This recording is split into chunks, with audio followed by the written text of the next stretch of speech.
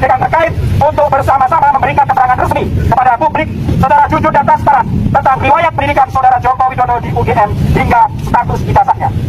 Jokowi wajib diadili, ditangkap, dipenjarakan, dimiskinkan, cabut hak politiknya. Dengan dia semuanya Indonesia jadi Islam. Jokowi bangsa Yang dilakukan oleh rezim Jokowi. Massa yang tergabung dalam koalisi Indonesia Melawan memulai aksi dengan melakukan long march. Mereka bergantian melakukan orasi meneriakkan tuntutan mereka, yaitu adili rezim Jokowi, kecam represivitas aparat, serta selamatkan demokrasi Indonesia.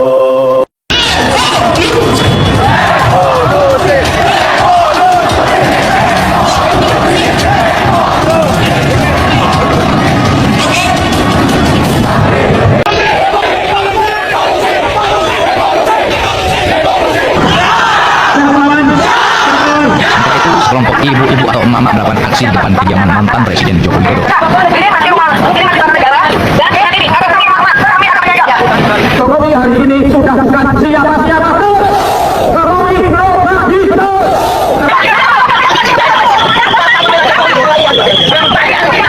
Emang boleh jadi presiden? Anak turun minta rumah tangkapkan.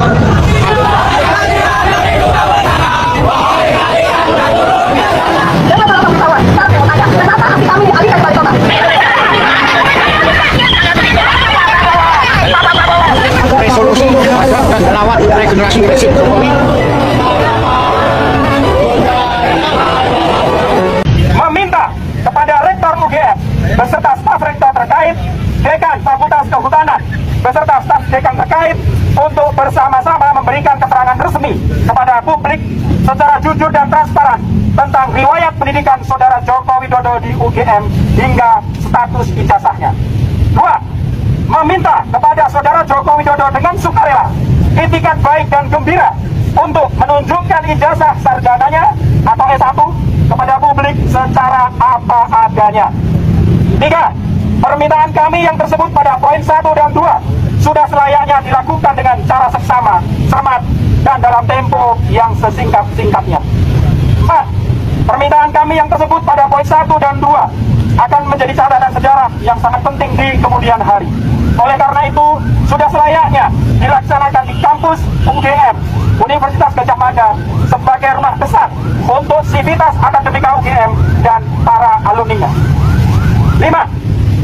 Jika permintaan kami yang tersebut pada poin 1 dan 2 dalam waktu 1 kali 20 jam, kali 24 jam, sejak surat pernyataan ini diterima oleh yang bersangkutan dan tidak dipenuhi permintaan kami, maka dengan sikap mufakat dan bulat, kami menyatakan mosi tidak percaya kepada para pihak tersebut. 6. Berdasar mosi tidak percaya yang tersebut pada poin 5, kami meminta kepada Rektor UGM dan staf rektor terkait, Dekan Fakultas Kehutanan, dan staf dekan terkait beserta staf di UGM lainnya yang terlibat dalam kasus dugaan ijazah palsu saudara Joko Widodo untuk segera mengundurkan diri dari status dan jabatannya dengan tanpa syarat. Hidup! 7. Berdasar mosi tidak percaya yang tersebut pada poin 5, kami simpulkan bahwa saudara Joko Widodo bukanlah alumni Universitas Gadjah Mada. Demikian. Kami yang bertanda tangan di bawah ini nyatakan dengan tegas dan lugas bahwasanya kami menolak dan mengecam seluruh tindakan immoral dan melanggar konstitusi yang dilakukan oleh rezim Jokowi.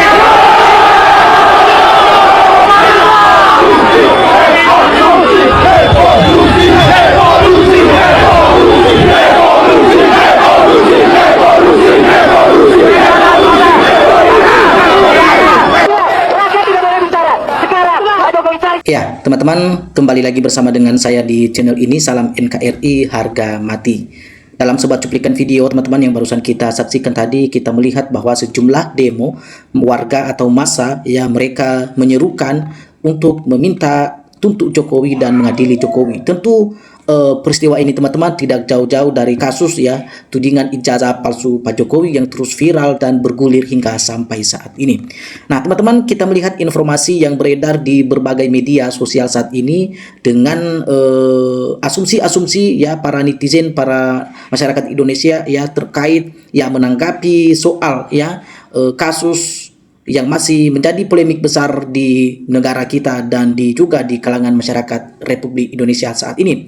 Nah, teman-teman, kita langsung saja sampaikan di sini bahwa mengenai informasi terkait Roy Suryo, teman-teman ya, kepentingan Roy Suryo CS ya gugat ijazah Jokowi ya dipertanyakan hakim, nilai tak relevan masuk ke pengadilan.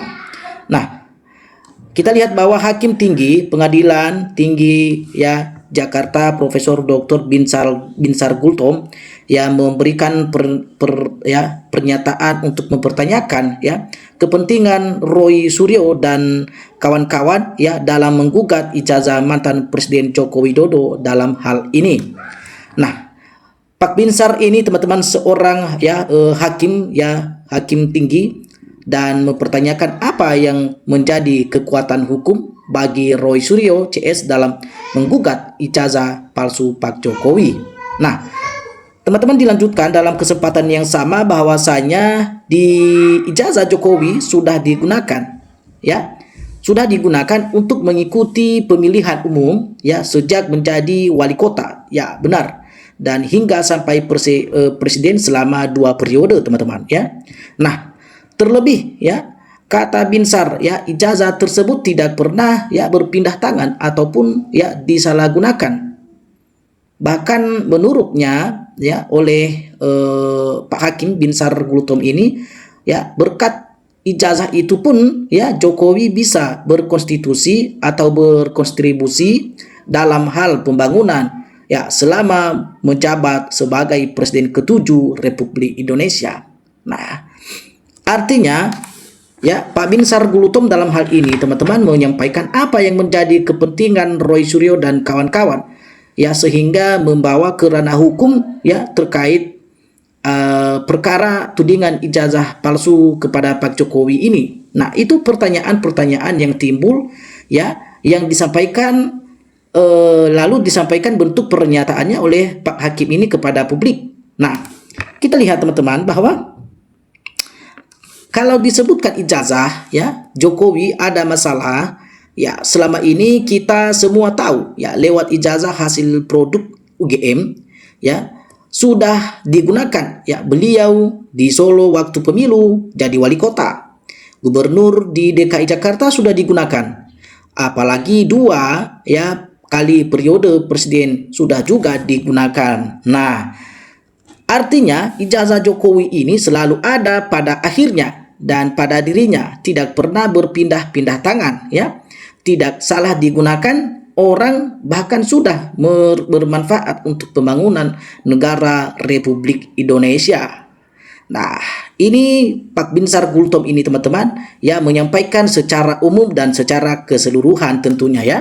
Nah, kita lihat selanjutnya bahwa pertanyaannya, apa yang menjadi kepentingan para pihak yang tidak menghendaki atau menuduh ya kepalsuan ijazah ini? Apa kepentingan legal standing ya dari orang yang mempersoalkan itu? Selanjutnya, Binsar pun menyinggung apakah Roy Suryo sudah melakukan penelitian secara langsung terhadap ijazah Pak Jokowi tersebut? Nah, jadi jawabannya ya kita simak ya teman-teman, kita lihat bahwa penelitian langsung yang dimaksudkan ya Binsar adalah ya memegang dan melihat ijazah Jokowi secara fisik. Nah, apabila penelitian sudah dilakukan namun secara ilmiah ya, jadi itu sah-sah saja ya kata Binsar teman-teman. Meski demikian, ia menyebut dugaan ijazah palsu Pak Jokowi tak pernah ya atau tak perlu sampai ke ranah hukum persidangan ya sebenarnya. Tapi ya bisakah mereka memastikan bahwa hasil penelitian mereka itu sudah pernah memegang langsung asli ijazah asli Jokowi itu secara fisik? Nah, jadi ini yang menjadi pertanyaan Pak Hakimnya teman-teman. Dan lihat bahwa Dia melihat, mengambil, dan memegang, ya itukah yang mereka teliti. Dan kalau sepanjang ini penelitian ilmiah, sah-sah saja, silakan saja, tapi perlu masuk ke ranah pengadilan.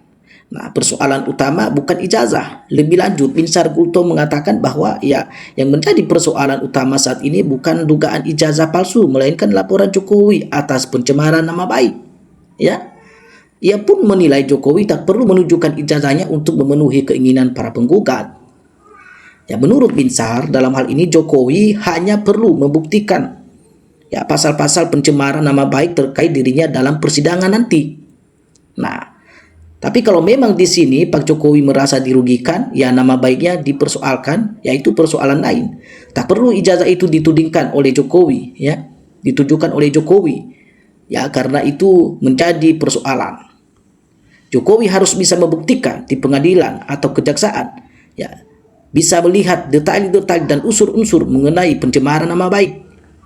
Apa saja pencemaran nama baik yang ditudingkan kepada dirinya, difitnah atau ada direndahkan harta martabatnya, ya kita ketahui nanti di Polda Metro Jaya, teman-teman, ya menetapkan 8 tersangka kasus ijazah palsu Pak Jokowi untuk laporan pencemaran nama baik yang diajukan oleh ya Pak Jokowi beberapa waktu lalu.